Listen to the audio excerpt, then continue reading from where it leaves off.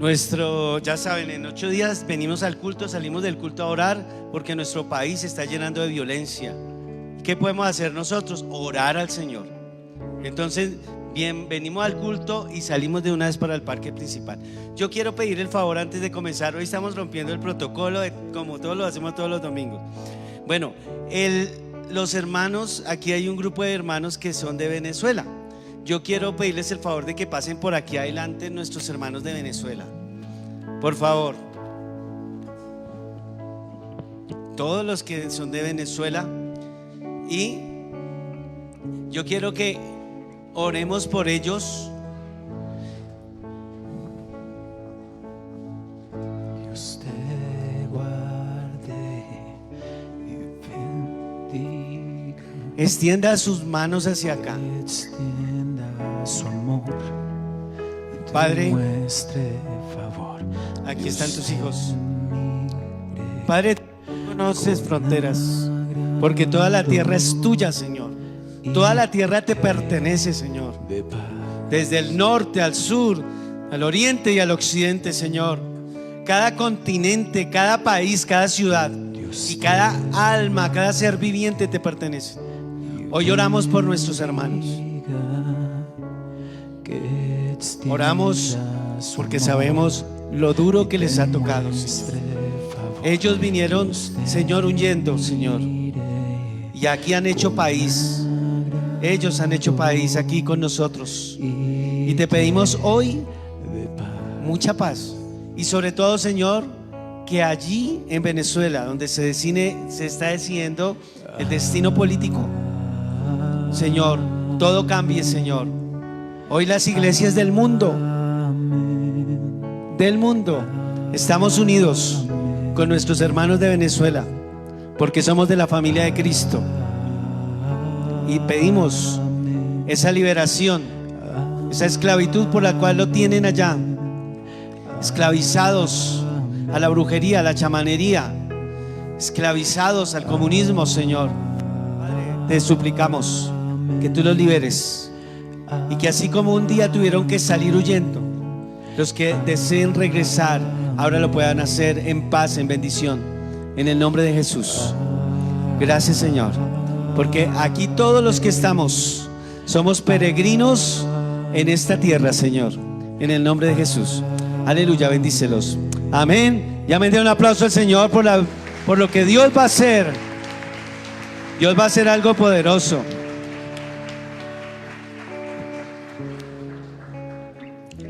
¿Quién cree que Dios va a hacer algo poderoso?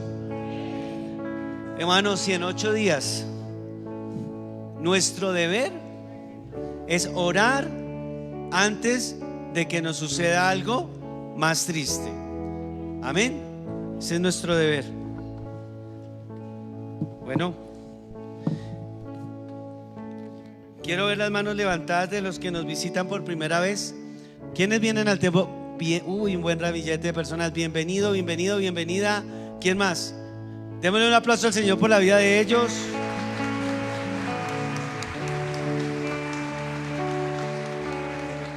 Una vez finalizado el servicio, no se vayan. Queremos darnos a conocer, queremos que ustedes conozcan en qué creemos la Iglesia Cristiana Fuego de Dios. En medio de tantas iglesias habidas y por haber, qué bueno que uno sepa a dónde llegó, qué es lo que enseñan aquí donde estoy recibiendo palabra, en qué creen. Es importante, mis hermanos, que ustedes sepan en qué creemos. Y eso es lo que hacemos cuando hacemos la invitación. Es la primera vez que ustedes vienen, donde les decimos nuestras declaraciones de fe, para que ustedes sepan quién es la Iglesia Cristiana Fuego de Dios. Amén. Amamos y adoramos el nombre del Señor, amamos la palabra de Dios. Qué bendición. Bueno, hoy los niños van a estar con nosotros, pero si el niño está inquieto, ten a bien ponerte de pie y ves a la parte de atrás mientras se calma, y allí también escuchas. Bueno, para que nos dejemos escuchar todos. Además, yo siempre pienso eso: los niños los llevamos a la escuela o al colegio, ¿verdad? Y allá tienen que estar 4 y 5 horas sentados. Aquí nosotros los domingos, ellos tienen su escuela infantil. pero en esta celebración es la celebración de la familia, por eso queremos que estén con nosotros. ¿Listo? Entonces, esté atento a su hijo, a su hija, y estamos listos para recibir la bendición. ¿Quién está listo para recibir la bendición? Amén. Dios te guarde, te bendiga, te dé paz, dice ese coro, porque está también en la palabra en número 7. Bendiga tus generaciones hasta 1000 generaciones. Sean benditas. Tú eres un bendito de Jehová. En tus lomos hay bendición. De tus entrañas, mujer, nació bendición para esta tierra de los vivientes. Si lo crees, dale un fuerte aplauso al Señor.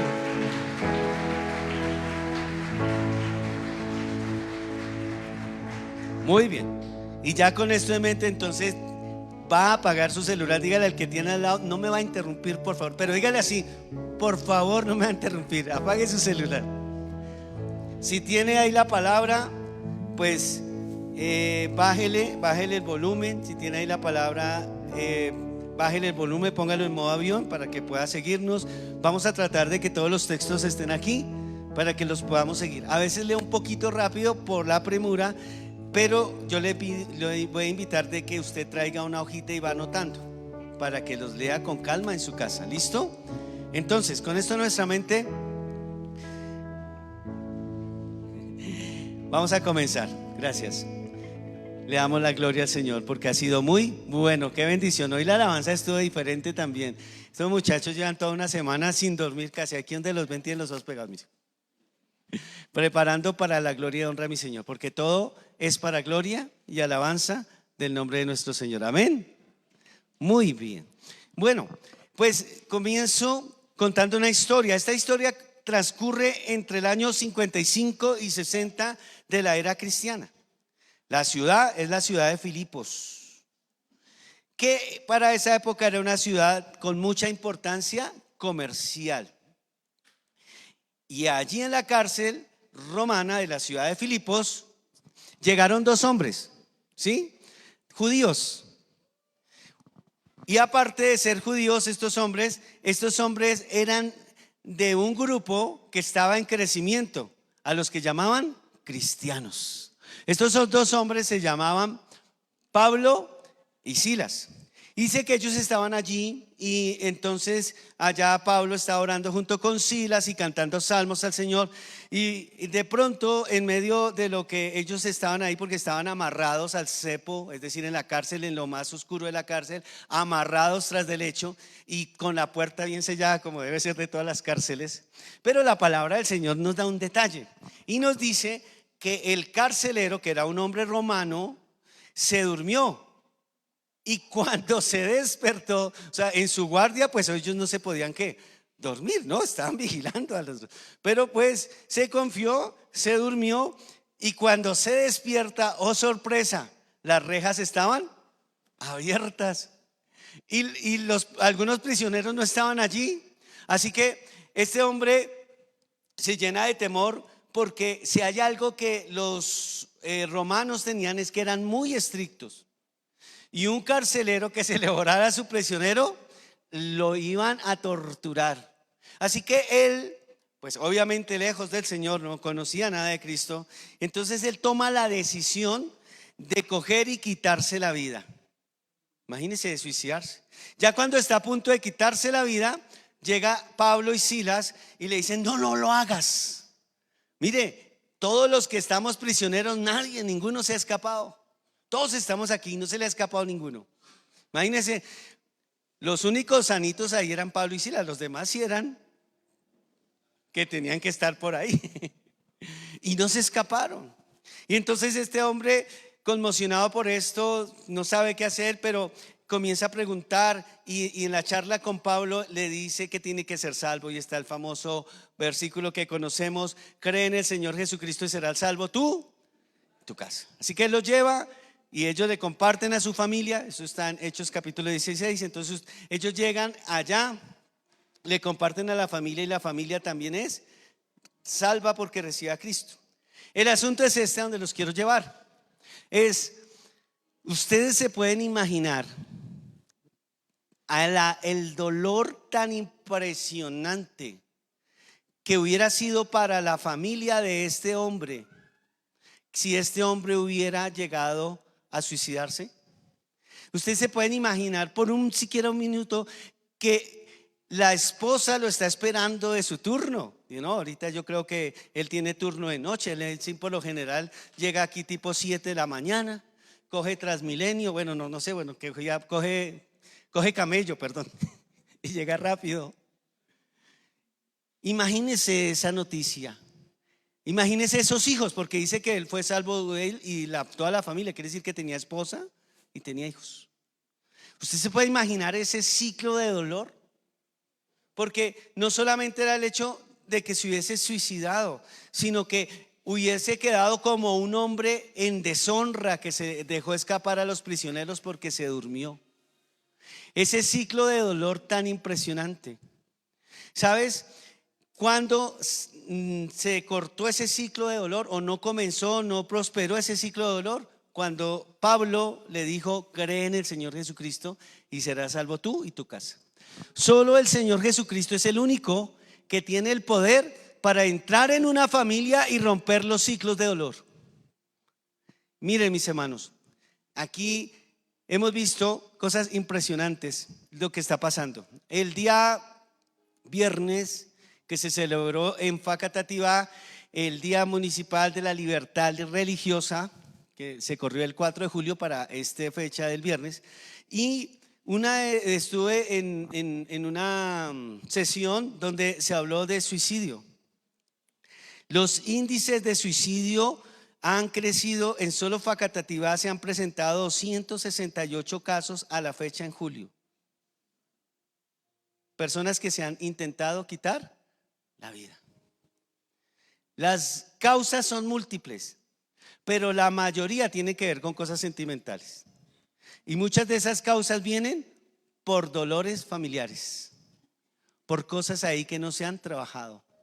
268 es una cosa que está creciendo impresionante. El año pasado los casos fueron 204, creo, si no mi memoria no me falla. Este año a la fecha ya llevamos 260 y péguele. O sea que para terminar el año vamos a duplicar cualquier cifra.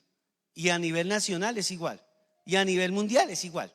La gente no tiene esperanza. ¿Por qué? Porque no se tiene esperanza, porque no se tiene a Cristo. Y muchas veces esas decisiones se toman porque hay ciclos de dolor en la persona. Triste. Y ¿sabe una cosa? Eso, digamos, podríamos decir a alguien que no tiene a Cristo, y no estamos juzgando, porque no somos quienes para juzgar a alguien que toma esa decisión, obviamente, o a la familia. No somos quienes para hacerlo. Al contrario, debemos solidarizarnos y orar mucho cuando a alguien le pasa eso en la familia, porque el dolor y la brecha que genera es muy fuerte. Pero el asunto es este: la familia se está destruyendo, y eso es una realidad. Y la familia se destruye porque no está Cristo en el corazón, o porque alguno de los miembros, sobre todo de los cónyuges, abandona a Cristo si es que lo conoció. Y triste aún es que dentro de las familias cristianas hay ataduras de dolor. Pasamos los años con ataduras de dolor, y justamente eso es lo que venimos a hablar en esta mañana, y es cómo romper esas ataduras de dolor familiar. ¿Cuáles son algunas ataduras familiares de dolor que hay que romper? Y el título para hoy es Rompiendo ataduras de dolor familiar. Rompiendo ataduras de dolor familiar. Y espero que me pongas mucha atención, porque muchas de las evidencias tal vez de lo que está pasando en tu casa es porque hay ataduras de dolor del pasado, y hoy se están manifestando en rebeldía, o hoy se están manifestando en cónyuges que, si acaso se hablan, tienen una vida tremenda. Y hoy vamos a ver cómo hacerlo, cuáles son para romperlas, esas ataduras. Y esa es la pregunta que vamos a responder hoy. ¿Cuáles son algunas ataduras familiares de dolor? La primera atadura de la cual vamos a ver hoy es el pecado inconfeso. Número 1, el pecado inconfeso. ¿Qué es el pecado inconfeso? ¿Qué significa inconfeso? Pues alguien que no ha confesado. Es decir, pecados aquellos que quedan ahí, pecados que alguno de los miembros de la familia. Josué capítulo 7 cometió. Josué capítulo 7, versículo 1. Vayan conmigo a Josué 7:1. ¿Listo? Dice la palabra del Señor. Pero los hijos de Israel cometieron una prevaricación en cuanto al anatema, porque Acán, hijo de Carmi, hijo de Sadbi, hijo de Sena, de la tribu de Judá, tomó el anatema, y la ira de Jehová se encendió contra los hijos de Israel. Contra los hijos de Israel. La escena es esta. El Señor les dice: vayan y ataquen Jericó, no se queden con nada, acaben con todo. Pero un hombre llamado Acán dice que estaba allá en Jericó y de pronto le pareció muy bien a él, le pareció que era fácil llegar y coger un lingote de oro y un manto de Babilonia, porque valía mucho. Y él cogió ese lingote y se lo llevó, y allá en su carpa, en su tienda, cogió, como no lo podía exhibir, imagínense, así es el pecado, ¿no? Tocaba ocultarlo. Llegó y abrió un hueco debajo de su carpa, de su casa donde vivía, y lo escondió, o sea, ni para disfrutarlo. Cuando llegaron a la siguiente batalla, una batalla que era fácil para conquistar esa tierra donde ellos iban, la palabra del Señor nos dice que eso trajo destrucción. Josué capítulo 7, versículo 5. Por ese pecado murieron 36 hombres, y los de ahí mataron de ellos a unos 36 hombres. Ellos dijeron: aquí la batalla es fácil. Nadie sabía que Acán tenía un guardado, ¿sí? Que había un pecado ahí. Nadie sabía. Entonces se fueron para la batalla y Acán era un soldado de ellos. Cuando llegaron allá a conquistar un pueblo que era fácil de conquistar, los de ese pueblo cogieron y lo sacaron corriendo. Y mataron a 36. Pero ahí no terminó todo el asunto. Cuando ven la derrota, Josué dice: oiga, ¿qué pasó? Si veníamos bien. ¿Y ahora? Y el Señor le dice: lo que pasa es que hay pecado en el pueblo. Y comienza a llamar por familias. Y dice: usted tiene que sacar ese pecado a la luz.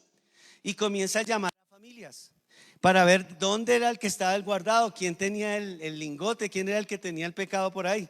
Y comienza a llamar a todas las tribus, de las tribus a los clanes, de los clanes hasta llegar a la familia. ¿Y llegaron a cuál familia creen? A la de Acán. El hombre pensó que no había quedado registro en nada. Yo creo que el hombre estaba guardando el lingote y miró si no hubieran cámaras. Yo no hay cámaras. No, por aquí no hay cámaras. Pero él no sabía que en el cielo hay una cámara que jamás se apaga, que Dios es el que está vigilando. Entonces la palabra nos muestra que lo llamaron, y cuando ya es que le dice: ¿es usted Acán? No porque Acán no haya querido confesar su pecado, fue que lo encontraron, fue que les tocó decir: venga, hasta que Dios les mostró que era él. Y en Josué capítulo 7, versículo 23 y 25 dice lo siguiente: y tomándole de en medio de la tierra, lo trajeron a Josué y a todos los hijos de Israel y lo pusieron delante de Jehová.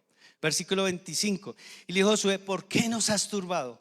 Túrbete Jehová en este día. Y todos los israelitas lo apedrearon y los quemaron después de apedrearlos. Toda la familia de Acán sufrió, todos por un pecado. El pecado es lo que trae ataduras de dolor en la familia. El pecado no se cura con el tiempo. El pecado solo se cura con arrepentimiento. ¿Con qué? Arrepentimiento.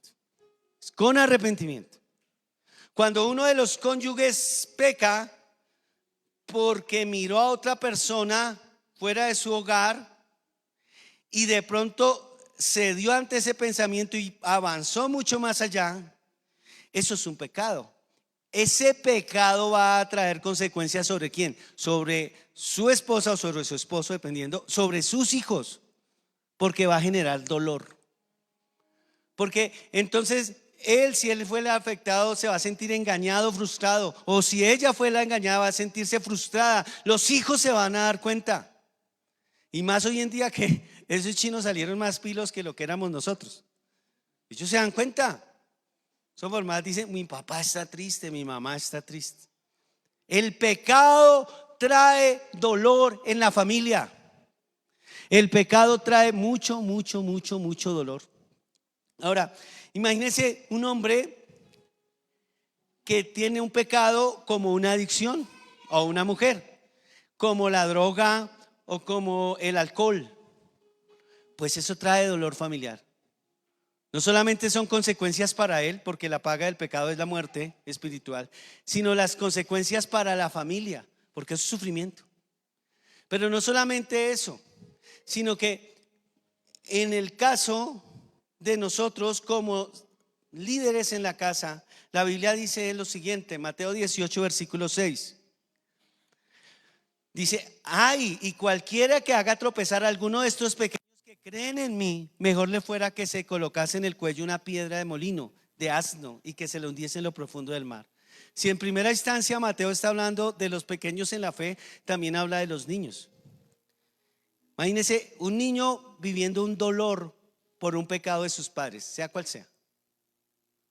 Y el Señor dice, ay, de lo que le estás haciendo a mis niños. Es lo que está diciendo. Ahora, no solamente es el pecado de los padres.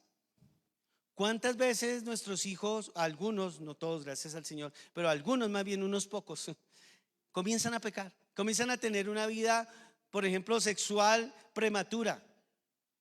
Y uno sabe que una vida sexual prematura, tarde que temprano, va a resultar en dolor para ese hijo, para esa hija. Muy raro una persona que comienza una vida sexual prematura que se mantiene a lo largo. Sí hay ejemplos de personas que viven 50, 60, siempre, para toda la vida. Eso sí hay ejemplos. Pero por lo general es al contrario, dolor. Y después de que él lo he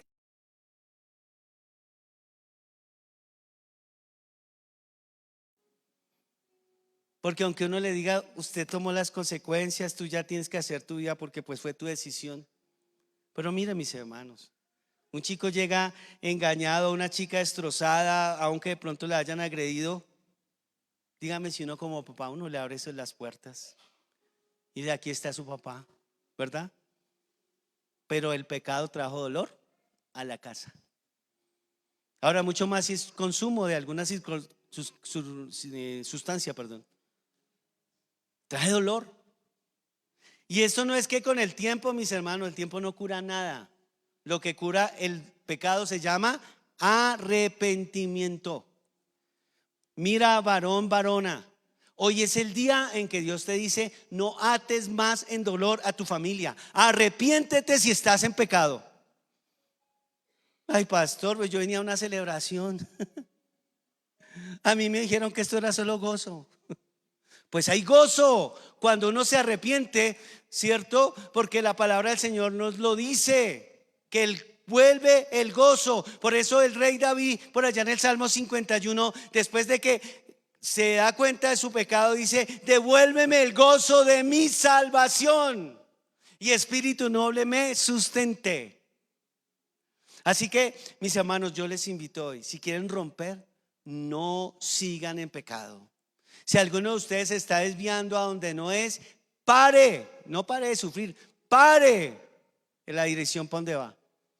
Haga un alto. Dígale, con Cristo yo sé que yo puedo salir contigo adelante. Diga, con Cristo sí puedo. Dígalo. Diga, el Espíritu Santo me ayudará. Pero créalo. El enemigo es el que quiere que no lo creas. El enemigo quiere es derrotado, verte. Mira, tú no vas a salir de esto. Tú ya llevas años luchando con esto y esto te va a ganar. Esto es nada.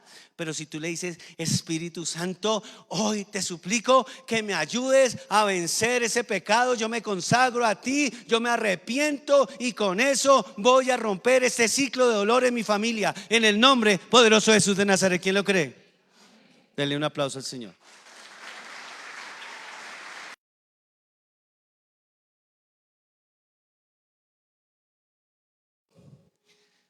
Que vamos a romper es el pecado, y el pecado se rompe con arrepentimiento. Hijo, hija, si estás en pecado, detente. No solamente vas a traer dolor a tu vida, sino le vas a traer dolor a esas personas que se llaman papá y mamá, que se llaman abuelitos, que se llaman tíos. Porque uno le duele que un hijo caiga en una atadura de dolor. ¿No le duele, verdad? Pero hijo, estás a tiempo, le dice el Señor. No sé para quién le está hablando esta palabra al Señor. Estás a tiempo de parar. Y si necesitas ayuda, búscanos y nosotros te vamos a ayudar. Amén. Varón, varona, no caigas en pecado. Mira solamente a tu cónyuge. Y si estás mirando para otro lado, deja de mirar para ese lado. Mira nomás a lo de tu casa. Digan amén. Amén. Número 2. ¿Cuáles son algunas ataduras familiares de dolor que hay que romper? Las rencillas no resueltas. El primero es el pecado inconfeso. El segundo es las rencillas no resueltas. Y para esto voy a referirme a un caso que todos ustedes conocen, pero yo quiero hablar de él. Se encuentra desde Génesis 37. Encontramos a un hombre llamado José, que pertenece a una familia muy numerosa, son 12. El papá lo quiere mucho porque es el último y bueno, y lo consiente, pero los hermanos en cambio le tienen una rabia de esas pero bárbaras. Y el chinito tampoco hace nada como para evitar esa rabia de los hermanos. Pero bueno, entonces la palabra nos muestra en Génesis que los hermanos, con esa rabia que le tenían, en una oportunidad, después de que el papá le compró tremenda chaqueta, la pidió por Mercado Libre y le llegó súper. Y entonces dice que le llegó una chaqueta, o sea, así como desastre profesional, como porque aquí tenemos astre profesional, amén. Una de esas. Y entonces le llegó la chaqueta. No, era un manto, perdón, en esa época no había chaquetas, no, perdón, es algo del contexto. Y entonces dice que le decían, no, más envidia, a ellos no les había regalado ni un dulce, entonces dijo, no, ahí viene el soñador, dijeron en una oportunidad. Y entonces cuando el papá estaba lejos, ellos cogieron y matemos a este muchacho. Algunos llegó de los hermanos, dijo, no lo matemos tampoco, no seamos así, es nuestro hermano. Entonces, ¿qué hacemos? Bueno, vendámoslo, y lo vendieron. Iban pasando un grupo de comerciantes árabes y lo compró como esclavo. El hombre llega como esclavo a la casa de Potifar, ¿cierto? Un egipcio. Y allá le va bien porque Dios estaba con él. Diga conmigo, si Dios está conmigo, nada puede contra mí. Ahora dígalo creyendo, si Dios está conmigo, nada puede contra mí. No, si lo cree, seguro que va a ser así. Entonces, ¿qué va a pasar? ¿Qué pasó? Que llegó y el hombre fue vendido allá, y allá se enamora la esposa del hombre, del jefe, se enamora de él, lo intenta seducir, él no se deja, lo echan a la cárcel por eso, por intento de violación, aunque él no había hecho nada. Allá en la cárcel comienza a irle bien, porque donde quiera que llegaba, le iba bien. Amén. Ya conmigo, si Dios está conmigo, me va bien en todo lado. Amén. Entonces llega y dice que estaba en la cárcel y le va bien, y entonces lo nombran ahí el director de la cárcel, el que está a cargo de todo. Dice la palabra del Señor entonces que ya pasan unos años, después él le hace un favor a uno de los coperos del rey, y entonces le dice, acuérdese de mí cuando usted salga libre. Y después de que sale libre, el hombre se le olvida y pasan otros 2 años. Comienza a ver el faraón tener unos sueños, y el único que lo puede interpretar es José. ¿Listo? Ahí les resumí como 20 capítulos, porque si no los tengo aquí hasta las 5. Y entonces dice que el faraón lo llama, él le resuelve los sueños y comienza a decirle, mire, vienen 7 años de abundancia y 7 años de sequía. Entonces el faraón lo nombra como el segundo a mando. Después de faraón, el que mandaba era José. Entonces, estando en su labor, ya pasan los 7 años de abundancia, comienzan los 7 años de escasez, y entonces llegan, en tiempo de mucha hambruna, llegan los hermanos de José. Y aquí empatamos la historia. Y aquí vamos, por favor, a Génesis capítulo 45, versículo del 3 al 9. Y dice la palabra del Señor: los hermanos, por aquellas cosas que solamente Dios sabe, les toca ir a Egipto a comprar comida, y no se dan cuenta que el que los atiende es José. José sí los reconoce, pero ellos no lo reconocen a él. Ya se ha cambiado. El hombre lo dejan como un niño, así todo flaquito, así, y ya cuando llega es el segundo a mando, el del duro. El hombre iba al gimnasio, ya el hombre estaba así como solo los que van al gimnasio, ¿sí? Se vestía ya como el duro del faraón, o sea, ya no era el israelita que le tocaba ir a comprar allí de lo más económico, sino que se vestía súper bien. Entonces no lo reconocieron. Y dice la palabra del Señor en Génesis 45, versículo 3, voy a leer unos versículos. Dice acá: y dijo José a sus hermanos: yo soy José, ¿vive aún mi padre? Y sus hermanos no pudieron responderle porque estaban turbados delante de él. O sea, pasan unas cosas, él los manda con una copa, y después de que ellos vuelven y que él les hace toda una serie de cosas para darles la comida, y entonces dice que se da a conocer a los hermanos. Es decir, dice: mire, yo soy José. Y ellos se quedan como ¡ah! Yo creo que lo primero que se acordaron fue: nosotros lo vendimos y ahora este es el duro. Donde este hombre diga algo, aquí nos matan. Este hombre está, no, yo me imagino estos allá pálidos, pálidos, pálidos. Pero vamos a seguir la lectura. Entonces dijo José a sus hermanos: acercaos ahora a mí. Y ellos se acercaron y él dijo: yo soy vuestro hermano, el que vendiste es para Egipto. No, yo ya creo que ahí ya están. Yo creo que más de uno estaba allá ahí. Aquí fue. Y dice acá: ahora pues no os entristezcáis ni os pese de haberme vendido acá, porque para preservación de vida me envió Dios delante de vosotros. Pues ya ha habido 2 años de hambre en medio de la tierra, y aún quedan 5 años en los cuales ni habrá ni arada ni siega. Y Dios me envió delante de vosotros para preservaros posteridad sobre la tierra y para daros vida por medio de gran liberación. Así pues, no me enviasteis acá vosotros, sino Dios, que me ha puesto por padre de Faraón y por señor de toda su casa, por gobernador en toda la tierra de Egipto. Daos prisa, id a mi padre y decirle: así dice tu hijo José, Dios me ha puesto por señor de todo Egipto, ven a mí, no te detengas. El asunto es este, que él les dice: no, yo no les voy a hacer nada. Dios permitió que ustedes me vendieran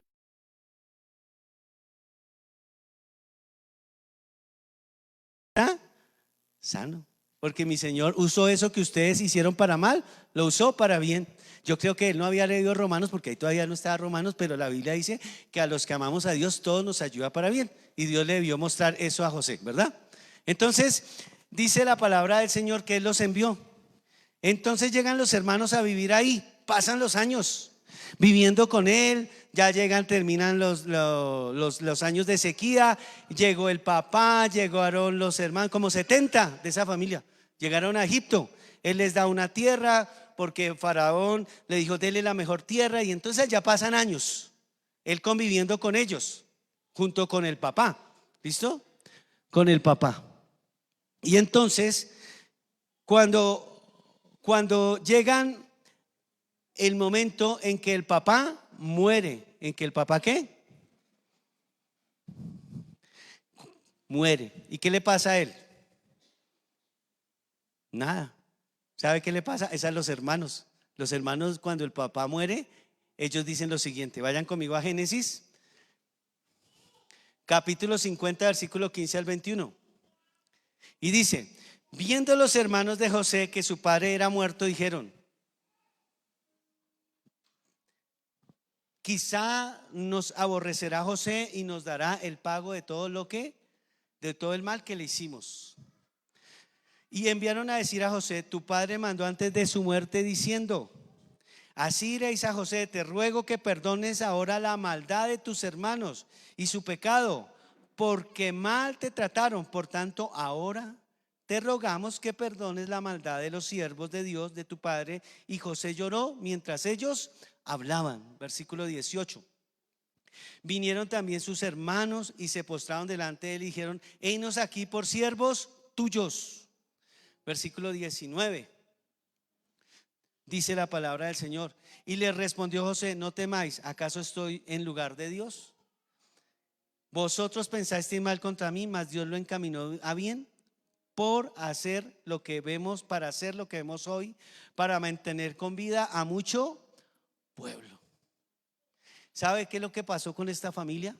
Que ellos le hicieron daño a José. José los recibió bien, pero ellos jamás le pidieron perdón a José. Y ellos vivieron años diciendo: el día en que se muera mi papá, este hombre se va a desquitar. No José. José tenía un corazón sano porque él les los dice. Y por eso llora amargamente, porque yo creo que se acuerda y dice: pero ¿se acuerda cuando ustedes vinieron que yo no les hice mal? ¿Ustedes por qué piensan que yo los voy a matar, que les voy a hacer daño? La atadura de dolor de esa familia porque no pidieron perdón. Mis hermanos, hay hombres que maltratan a sus esposas con palabras y piensan que porque ya las semanas se están riendo, ya no pasó nada. Nunca le dijeron perdóname de corazón, porque un perdón de corazón es: perdóname, te ofendí y no lo vuelvo a hacer. Eso es el genuino perdón. Cambio de rumbo. ¿Cuántas mujeres no están con su corazón dolido porque sus esposos las maltrataron, les dijeron algo que les dolió el corazón, pero nunca pidieron perdón? ¿Cuántos hombres aquí no están heridos porque su esposa les lastimó el corazón y nunca le pidieron perdón? ¿Cuántos hijos no están ahí con su corazón herido porque su papá o su mamá los ofendieron y nunca les pidieron perdón? Nunca. Y es que así como hablábamos del pecado, que lo único es el arrepentimiento, cuando le fallamos a alguien, lo único que quita eso es el perdón, no el tiempo. Y hay ataduras de dolor. Hay mujeres y hay hombres también que se acuerdan de eso que le hizo. Dijo: no, pues ya dejemos así, ya no hablemos más del asunto. Pero ¿sabes una cosa? Si maltrataste, si ofendiste, es el día de pedir perdón a tu hijo, a tu hija, a tu esposo, a tu esposa. Pero queridos hijos, no solamente es una responsabilidad de nosotros. ¿Cuántos tiempo llevas sin decirle a tu papá, a tu mamá que lo amas? A veces los hijos le hieren a uno el corazón y piensan que como tienen solo derechos. Y yo no sé por qué ahora la sociedad es solo derechos para los hijos. Y sí, tienen muchos derechos. Y claro que sí, tenemos que respetarlos. Pero eso no le da para que nos maltraten. ¿Y cuánto estaría deseando un padre que su hijo le maltrató su corazón escuchar: papi, perdóname? Papi, perdóname porque llevo tiempo sin decirte que te amo. Papi, perdóname porque un día te hice esperar hasta la 1 de la mañana esperándome mientras yo estaba divirtiéndome. No dormiste, mamá. Porque aunque creemos en Cristo, cuando un hijo no llega a la casa, ¿sabe qué estamos haciendo?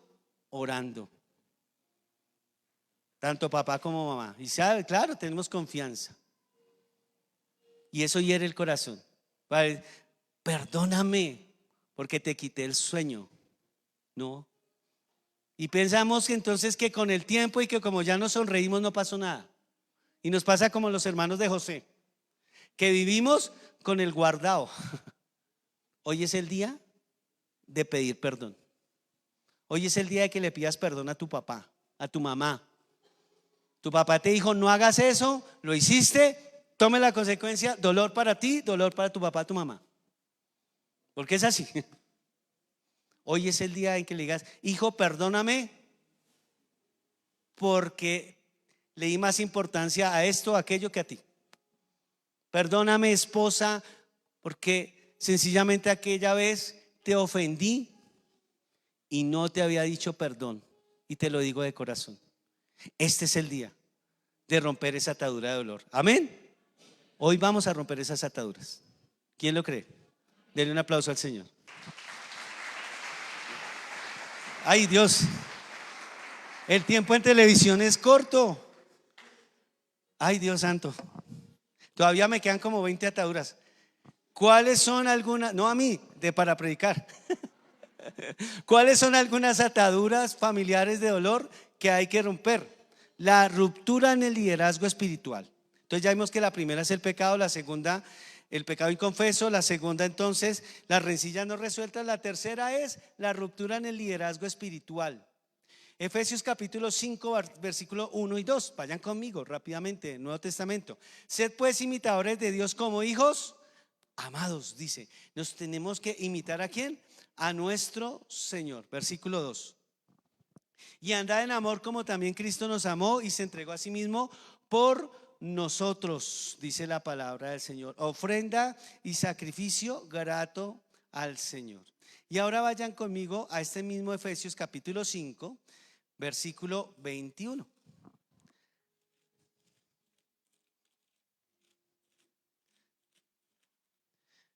Mientras allá me están apuntando, allá me van a ayudar en multimedia. Efesios 5:21 nos dice la palabra del Señor: someteos unos a otros. O sea, comienza Efesios hablando, ¿sí? Diciendo en el versículo que debemos ser imitadores de Dios, o sea, seguir el ejemplo de Dios, o sea, seguir el diseño de Dios. ¿Listo? Y en el versículo 21 dice: someteos unos a otros en el temor de Dios. Las casadas estén sujetas a sus propios maridos como al Señor. Me está hablando de un orden espiritual.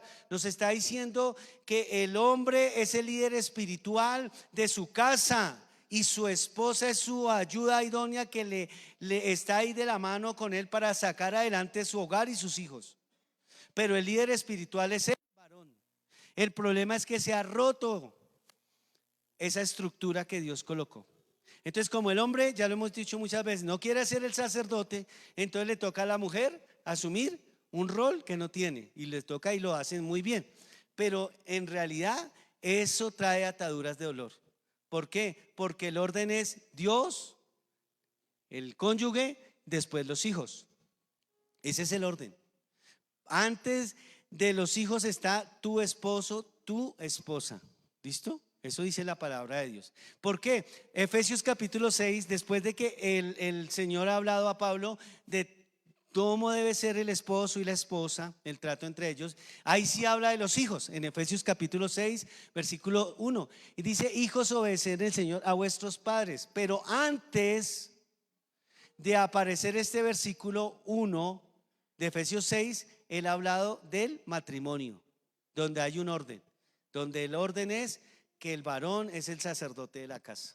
Cuando se rompe esa estructura, se llega entonces a ver en las casas dolor de alguna manera. Entonces va a reventar eso. ¿En qué? En dolor. ¿Por qué? Porque la palabra del Señor nos dice que Dios es un Dios de orden. Diga conmigo: Dios es un Dios de orden. Y si el varón no asume su liderazgo, ¿lo tiene que asumir quién? La mujer. ¿Y ese es el orden de Dios? No.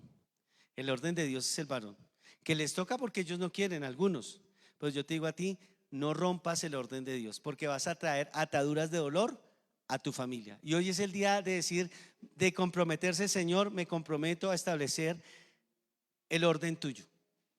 Hay mujeres que, aunque el sacerdote es el líder y quiere ser el líder espiritual, y le dice: venga, cariño, no sé, cielito, no sé cómo la trate, amor, bueno, amorcita, le dice: venga, que vamos a hacer el altar familiar. Y la mujer es la que dice: ay, no, ocupada. Estoy viendo el desafío del Masterchef, yo no sé cómo se hace. Bueno, algo así. Él quiere, o sea que estaría viendo 2 canales al tiempo. Uy, muy dura. Entonces él quiere, pero ella no le ayuda. Esto no es solo nosotros, es que la mujer tiene que ser coequipera de esa gracia. Amén. Hombres, tratarlas con amor, dice Pedro, dice, y tratarlas como a vaso más frágil, como a coequiperas. Y a las mujeres le dice: sirvan de apoyo a su esposo. Amén. Y ese es el orden. Y cuando se rompe el orden, hay ataduras de dolor. ¿Cómo quitamos esa atadura de dolor? Comprometiéndonos a establecer el orden en el hogar. Ahora, no, el hombre no es el que más grita, ¿no? Porque muchas veces entiende que, como soy el líder, aquí se hace lo que yo digo y punto. Bueno, algún hermano me dijo: aquí hago todo lo que dice mi esposa. Bueno, ese es un asunto ya todo raro para resolver después. Pero el orden del Señor se establece con compromiso. Ustedes varones, y ustedes ayúdenles, mujeres, porque se vuelven ataduras ¿de qué? De dolor. Número 4. La tercera atadura de la cual vamos a hablar. ¿Cuáles son algunas ataduras familiares de dolor que hay que romper? La cuarta: la infidelidad para con Dios. Esta atadura la vamos a encontrar en Hechos capítulo 5, versículo 1 al 5. Hechos 5, del 1 al 5. Vayan conmigo a la palabra del Señor, a Hechos 5. Y aquí vamos a encontrar la historia de una pareja que se llamaba Ananías y Zafira. Pero cierto hombre, voy a leerlo. Pero cierto hombre llamado Ananías, con Zafira su mujer, vendió una heredad y sustrajo el precio, sabiendo también su mujer. Y trayendo solo una parte, la puso a los pies de los apóstoles. Y dijo: Pedro, Ananías, ¿por qué llenó Satanás tu corazón para que mintieses al Espíritu Santo y sustrajeses del precio de la heredad? Reteniéndola, ¿no te quedaba a ti? Y vendida, ¿no estaba en tu poder? ¿Por qué pusiste eso en tu corazón? No has mentido a los hombres, sino ¿a quién? A Dios. Al oír Ananías estas palabras, cayó y expiró, y vino un gran temor sobre todos los que lo oyeron. Miren, mis hermanos, cuando la pareja no es fiel para con Dios, va a atar a los hijos. Es muy complicado decirle a un hijo que ore cuando no te ve orando a ti. ¿Cómo le vamos a decir? Mi hijo, mire, crea en Dios, séale fiel a Dios, mi hijito. Y el domingo, en lo último que piensa el papá o la mamá, en Dios. Pero le quiere inculcar temor a Dios. ¿Cómo le va a inculcar? Si él está diciendo algo, pero está demostrando algo totalmente diferente. Está siendo infiel para con Dios. Entonces, la palabra del Señor nos dice que esta pareja fue infiel no con los hombres, sino con Dios. Y sabe que nosotros, la palabra del Señor nos dice en Deuteronomio capítulo 6, versículos 6 y 7, que nosotros debemos ser ejemplo. Dice: y estas palabras que yo te mando hoy estarán sobre tu corazón. Versículo 7: y las repetirás a tus hijos y hablarás de ellas estando en tu casa y andando por el camino y al acostarte cuando te levantes. Y allá en el Nuevo Testamento, en Tito capítulo 2, versículo 7, nos dice que debemos ser ejemplo en todo, presentándote tú en todo como ejemplo de buenas obras, en la enseñanza, mostrando integridad, seriedad, dice acá la palabra de Dios. ¿Cómo le voy a enseñar a un hijo que debo confiar y que se puede confiar en Dios y aún en las finanzas?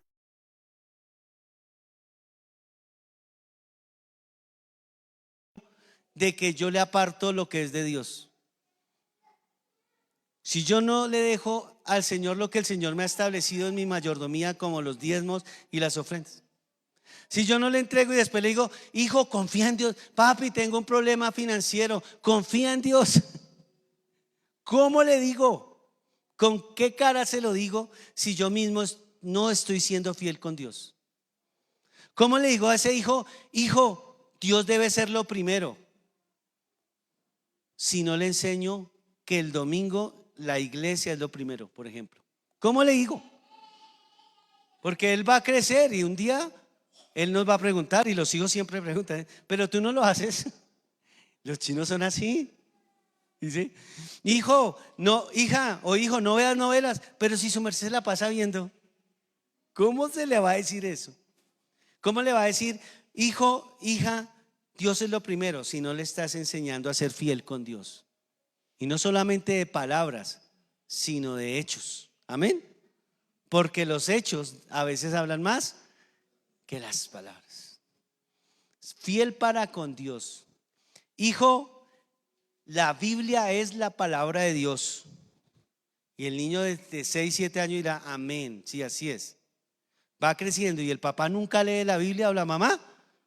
Dígale eso a un niño de hoy de 14, 15 años, cuando nunca te vio leyendo la Biblia. Es el ejemplo. Y eso es una atadura que trae ataduras espirituales. Esto es un principio, que trae ataduras espirituales cuando no soy ejemplo y soy infiel para con Dios. que por lo menos nos quede a nosotros la satisfacción que le enseñamos a nuestros hijos y que les dimos ejemplo.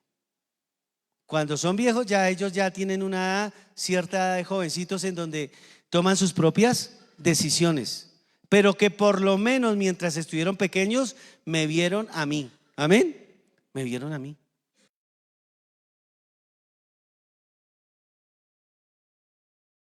Mis hijos estaban pequeños. Yo hacía mi tiempo a solas con Dios en la madrugada y yo siempre hice el tiempo a solas con Dios entre la habitación de ellos y el baño. Le doy cuento, pero no es para vanagloria mía, esa fue una estrategia mía. Entre la habitación de ellos y el baño, porque cuando se levantaban en la mañana para irse al colegio, lo primero que nos veían era orando. Entonces yo les podía exigir que oraran y leyeran la Biblia, porque me habían visto. Amén. Que llegan de ya más edad y no quieren, tendrán que responderle al Señor. Pero que lo que esté en nuestras manos, ser ejemplo. Hijo, confía en Dios. Hijo, sé generoso.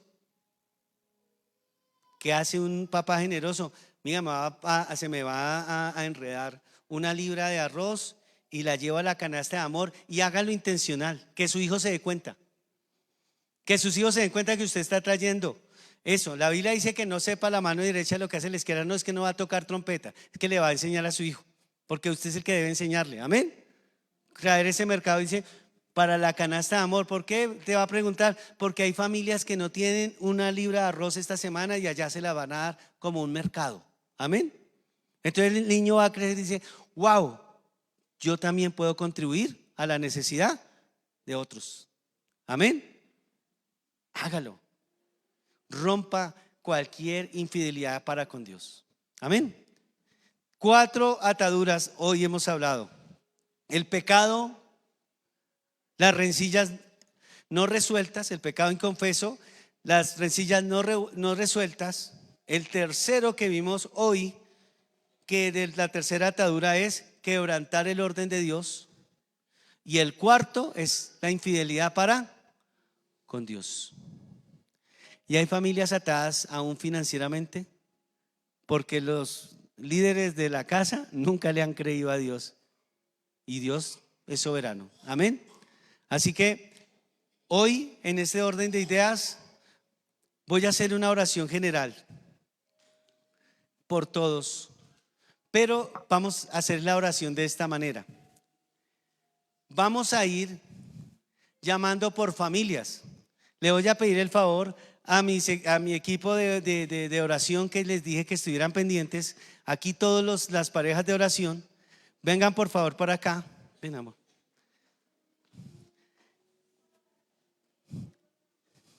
Y vamos a ir llamando por familias. ¿Dónde me tienen el listado? Los listados de las familias. Entonces, para que cuando se vean, Bueno,